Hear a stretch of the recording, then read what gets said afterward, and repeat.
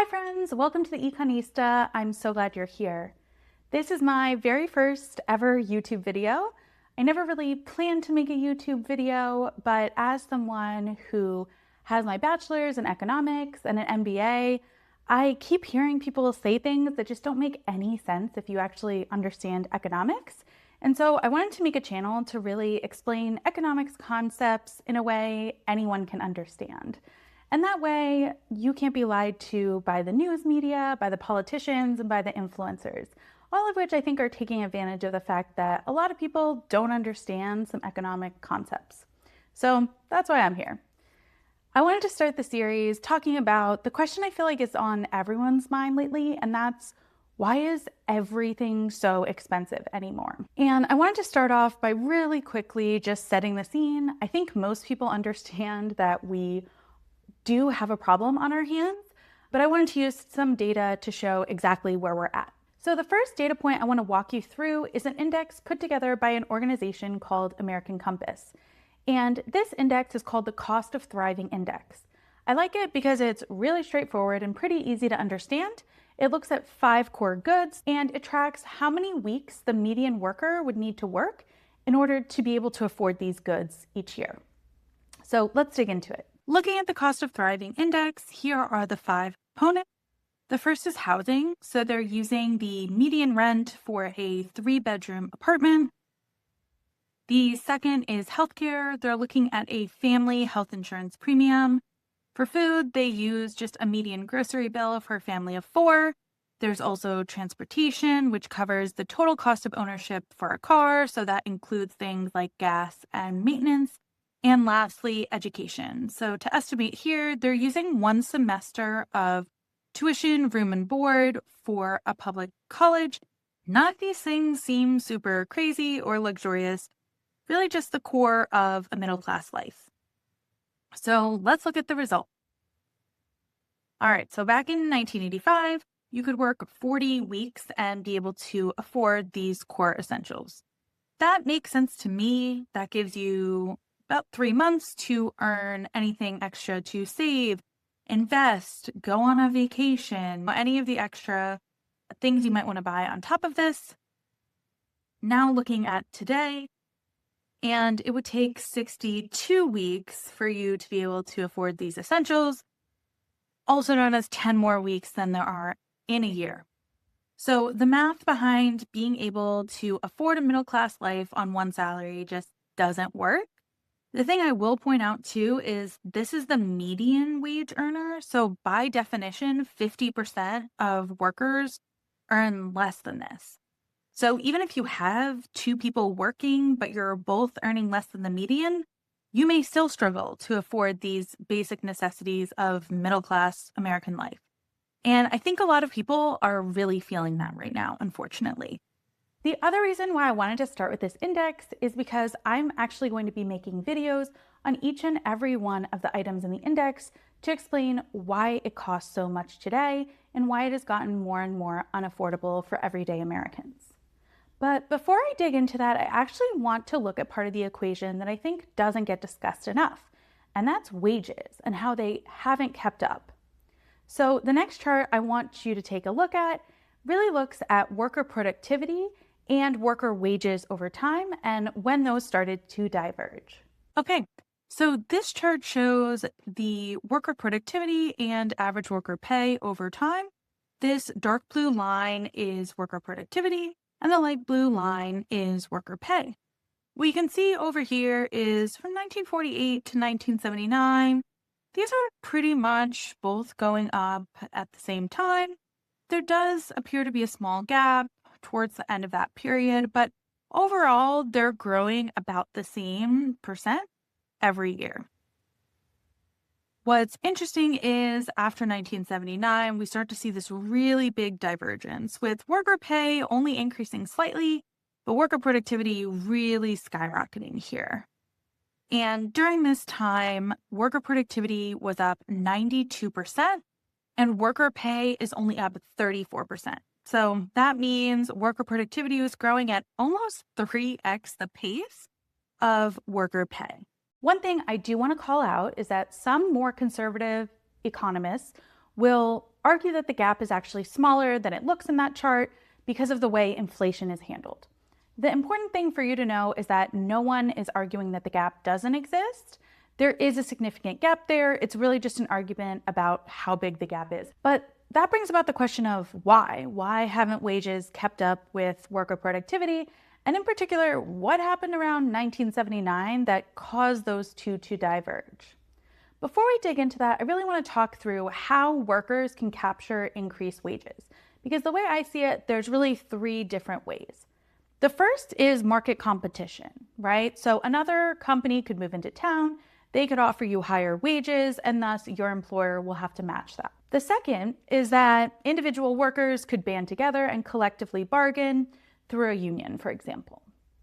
And the last is that the government could actually step in and require workers to be paid more, to have better wages, better benefits, better standards in their workplace. And I'm going to talk through how in the US, all three of these things have really broken down, leading us to the situation we're in today. So the first option is competition. And actually, there's been a lot of corporate consolidation in the US, really reducing the number of employers. And brands don't want you to understand this. So companies use brand diversification to offer a bunch of different brands that you may not realize are all owned by the same corporate entity. This is really common in packaged goods. So if you look at something like Procter & Gamble, they own Gillette, Pampers, Tide, Oral-B, Crest, Bounty. And you as a consumer may not realize that these are all being controlled by the same entity. But looking at the actual numbers, you can really see this pretty clearly. So the number of publicly traded US firms peaked in 1996 around 8,000. By the year 2025, that had fallen to under 4,000. So in the course of 30 years, the number of publicly traded companies in the US was cut in half. That's pretty staggering. And a lot of that comes down to mergers and acquisitions and our antitrust law not really being applied as aggressively as it could have been. Why does this matter for wages, you might be asking yourself? Well, if there's fewer employers for you to work for, then they have more power when negotiating your wages. If your employer knows they're basically the only game in town in your industry, they have a lot more leverage to hold your wages down than if they know you could easily go to another company. So as these companies gather more and more power, they have more power in their wage negotiations with workers as well. Another part of this is what's called the fissured workplace.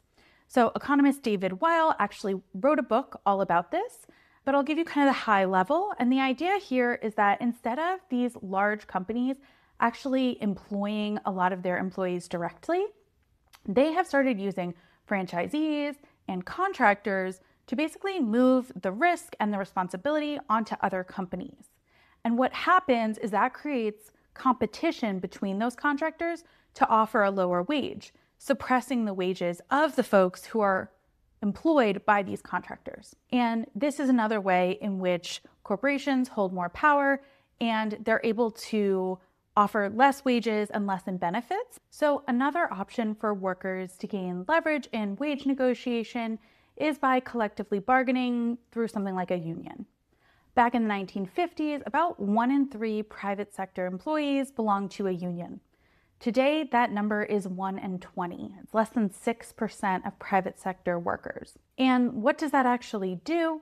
Well, there is some correlation between higher union membership and lower wage inequality, but as we know, correlation does not equal causation. So we can actually see in data from the Bureau of Labor Statistics, union workers on average earn about 20% more than non-union workers. I think most people kind of understand this, but what I found genuinely surprising is that there's actually a spillover effect. So the US Treasury found that for every 1 percentage point increase in union membership, there's a 0.3% increase in non-union wages. Basically what happens is the unions create a floor. So when union members get a better wage, there's more competition on those employers who aren't in unions, and they end up raising their wages. Back when 1 in 3 workers was part of a union, that created a floor across industries, right? Now that's much, much less because union membership is so much lower. But again, the question is why? Why is union membership so low today? I would point to two key events that really were blows to unions in the US. The first is the passage of the Taft-Hartley Act in 1947.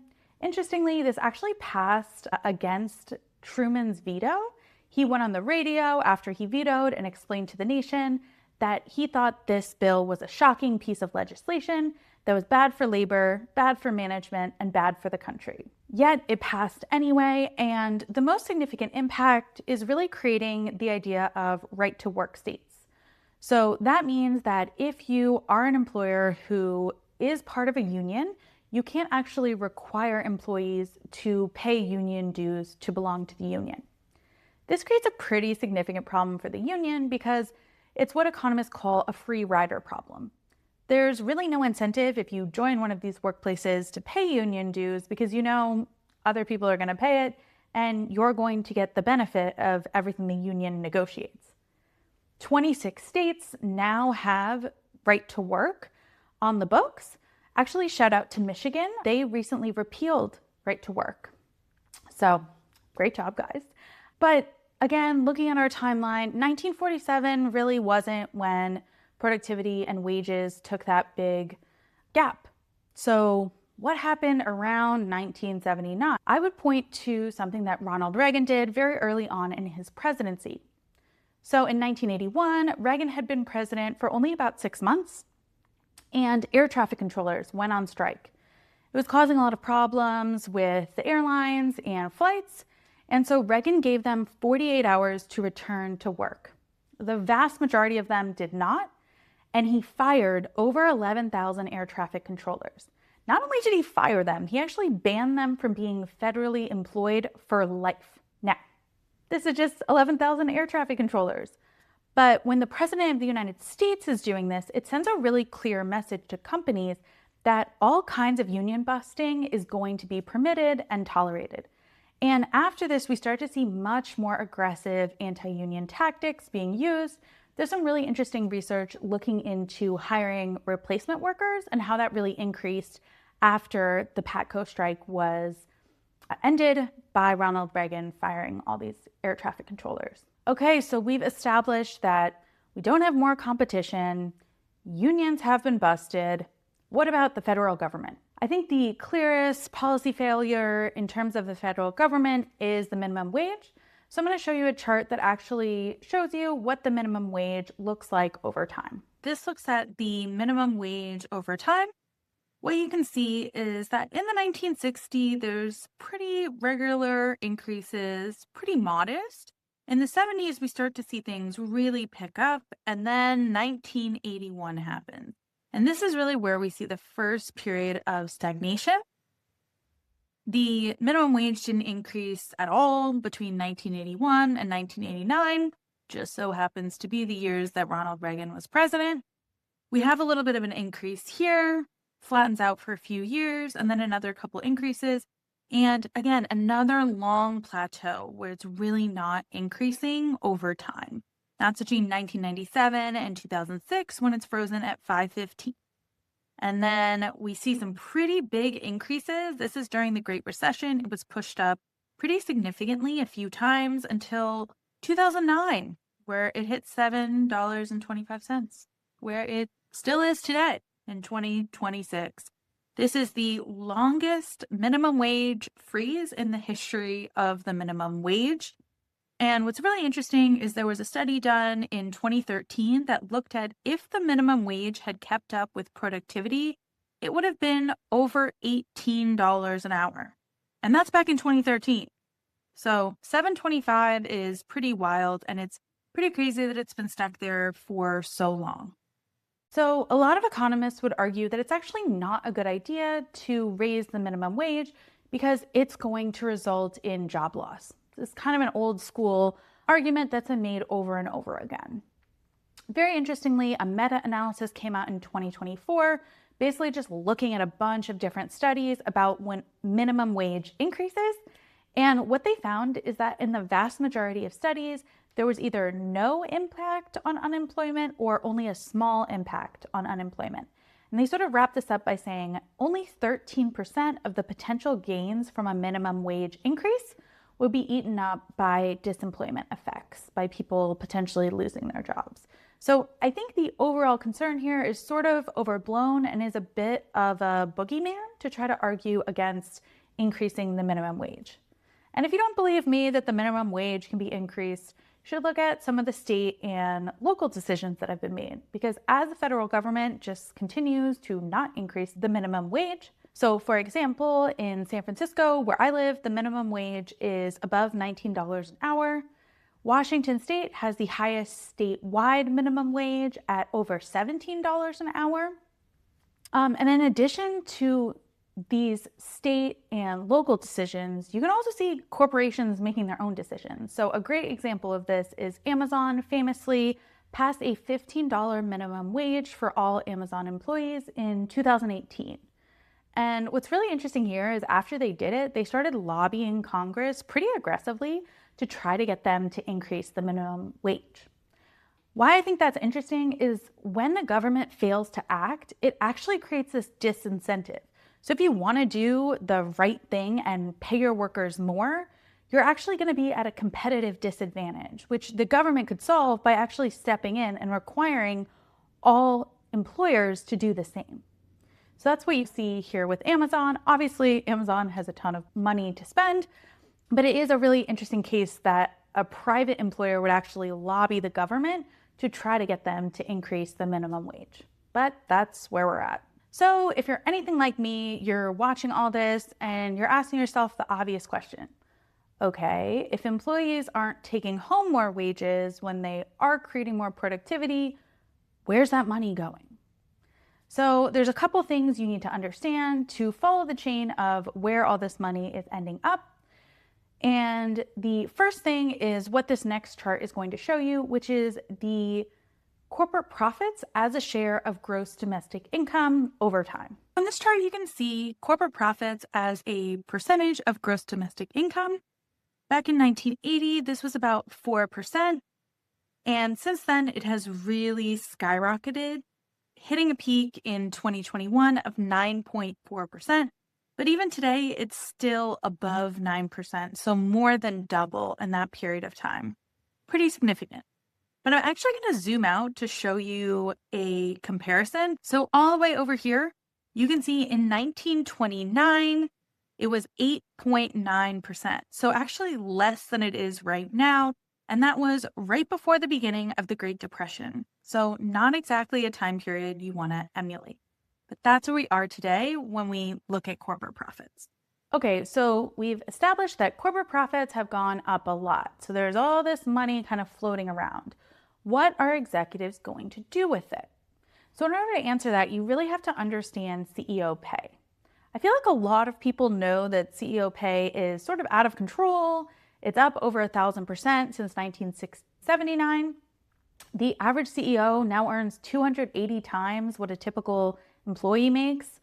But I think people don't pay as much attention to the composition of CEO pay. So back in the 90s, CEO pay was only a quarter made up of stock. Now that's over 3/4.